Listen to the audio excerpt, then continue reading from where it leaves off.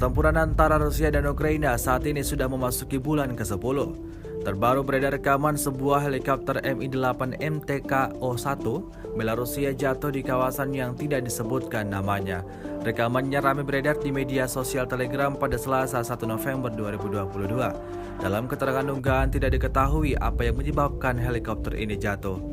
Dalam rekaman juga tidak ditunjukkan sepenuhnya detik-detik saat helikopter Belarusia ini jatuh.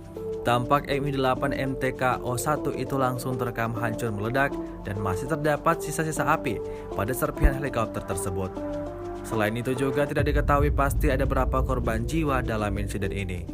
Hingga video ini beredar, belum ada konfirmasi resmi dari Kementerian Pertahanan Rusia.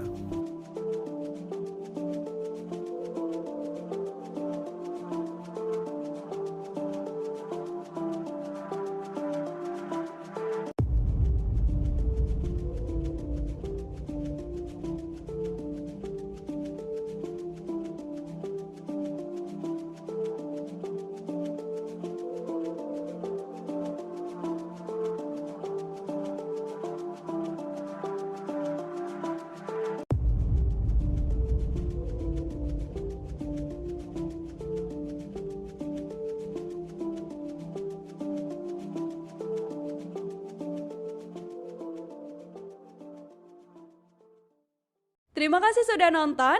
Jangan lupa like, subscribe, dan share ya.